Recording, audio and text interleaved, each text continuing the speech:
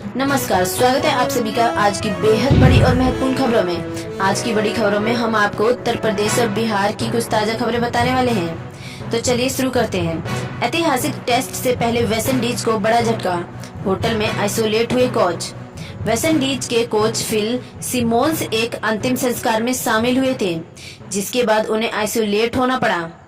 Corona virus के कारण पिछले कुछ महीनों से दुनिया भर में क्रिकेट ठप पड़ा हुआ है। हालांकि अगले महीने 8 जुलाई से इंग्लैंड और वेस्टइंडीज के बीच टेस्ट सीरीज खेली जाएगी। कोरोना के बाद 8 जुलाई को पहला इंटरनेशनल मैच खेला जाएगा। पूरी दुनिया की नजर इस मैच पर टिकी हुई है। सीरीज में पूरी सावधानी भी बरती जाएगी, मगर तमाम सावधानियों के बीच भी दोनों टीमों पर कोरोना का खतरा मंडरा रहा है। इस बीच ऐतिहासिक टेस्ट से पहले वेस्टइंडीज को बड़ा झटका लग गया है। टीम के कोच फिल सिमोन्स खुद आइसोलेट हो गए हैं। दरअसल हाल ही में वह एक अंतिम संस्कार में शामिल हुए थे। इसके बाद उन्होंने होटल में खुद को आइसोलेट कर लिया। सिम्स अब गुरुवार को तभी टीम से जुड़ सकते हैं जब उनका 2 कोविड-19 टेस्ट नेगेटिव आएगा। हालांकि तेज गेंदबाज अलजारी जोसेम का कहना है कि सिम्स की गैर मौजूदगी से सीरीज के लिए टीम की तैयारी को कोई नुकसान नहीं होगा। अगली बड़ी खबर में राम मंदिर की तैयारियों का जायजा लेने अयोध्या पहुंचे सीएम योगी। जानकारी के मुताबिक सीएम योगी अयोध्या पहुंचने के बाद सबसे पहले कोविड-19 जिला अस्पताल का निरीक्षण किया था, मरीजों से कुशलक्षेम पूछा था और उसके बाद अब सर्किट हाउस के लिए रवाना हुए थे। उत्तर प्रदेश के मुख्यमंत्री आदित्यनाथ अलग अलग जिलों के दौरे पर हैं। गोंडा बलरामपुर में विकास कार्यों की समीक्षा के बाद सीएम योगी अयोध्या पहुंचे थे।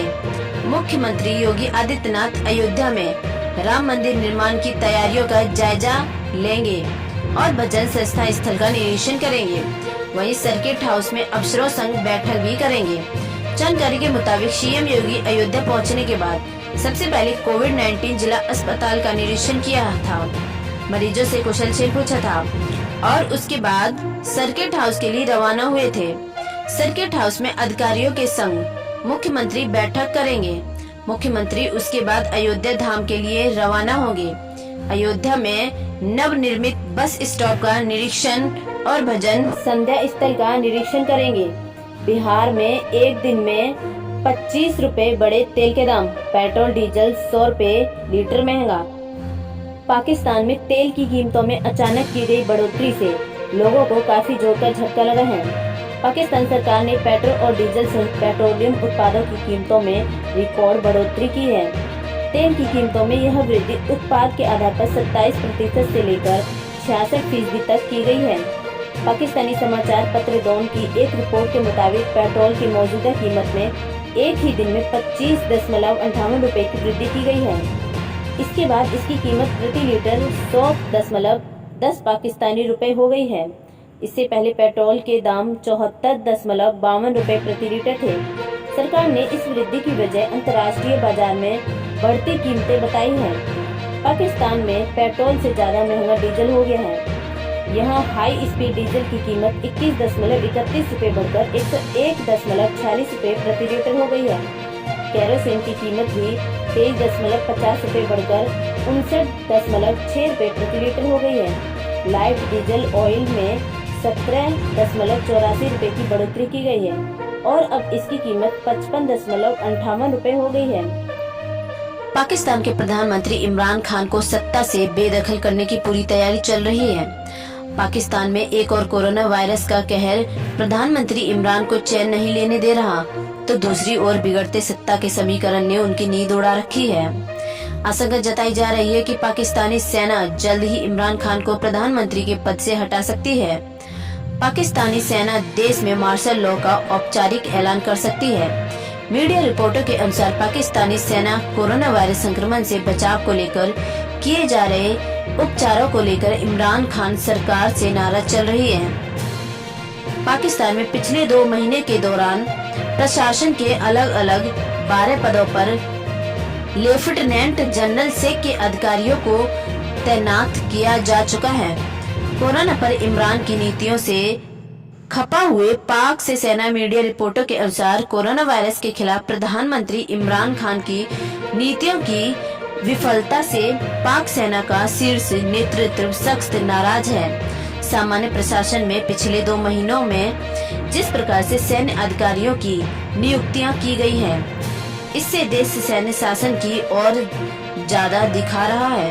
उन्होंने कहा है कि हालांकि पाकिस्तान में अभी मार्शल लॉ का औपचारिक ऐलान नहीं किया गया है, सरकारी महकमों में अब उच्च पदों पर अधिकारी तैनात। उन्होंने कहा कि पाकिस्तान सरकार के उच्च पदों पर अब सैन्य अधिकारियों ने कब्जा जमा लिया है।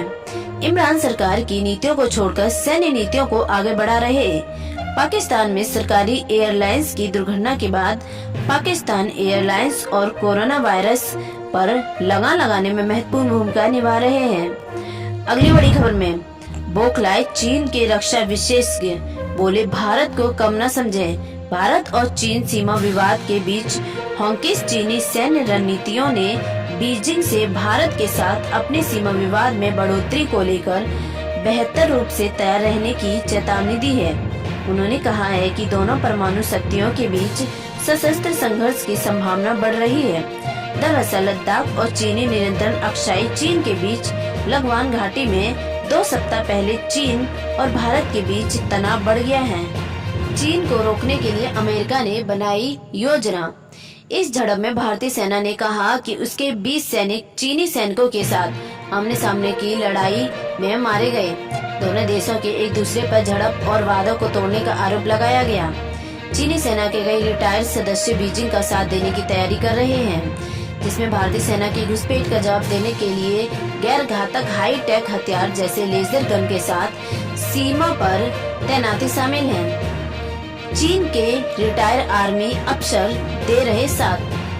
चीनी सेना के कई रिटायर्ड सदस्य चीन को युद्ध की स्थिति में सहायता करने की पहल कर रहे हैं। इसके तहत भारतीय सेना द्वारा घुसपैठ का जवाब देने के लिए अपने सीमावर्ती सैनिकों को अधिक शक्ति प्रदान करना है।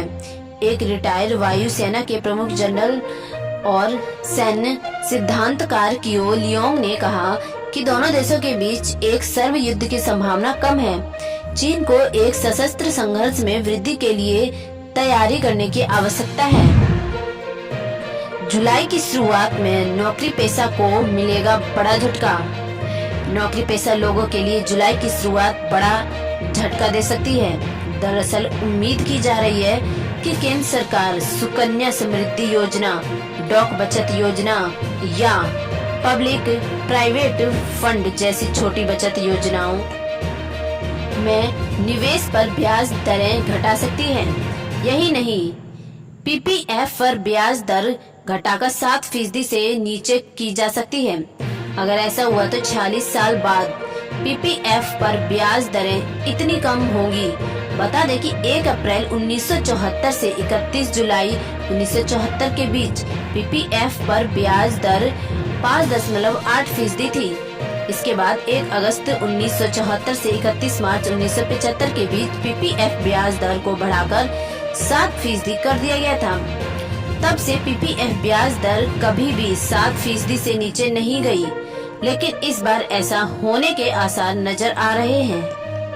निवेश विशेषज्ञों के मुताबिक सरकारी ब्रांड यील्ड लगातार घटता जा रहा है। छोटी बचत स्कीमों की ब्याज दर सरकारी ब्रांड के यील्ड से जुड़ी होती है।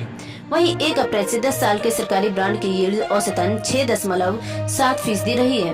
फिलहाल ये घटकर 5.85% पर पहुंच गई है। इसलिए छोटी बचत योजनाओं पर जुलाई सितंबर 2020 तिमाही के दौरान ब्याज दरों को कम किया जा सकता है। बता दें कि स्मॉल सेविंग स्कीम्स के तहत दिए जाने वाले ब्याज की समीक्षा हर तिमाही में की जाती है। जुलाई सितंबर 2020 तिमाही के लिए ब्याज दरों में बदलाव अगले सप्ताह होना है। ऐसे घटकर 7% के नीचे जा सकता है।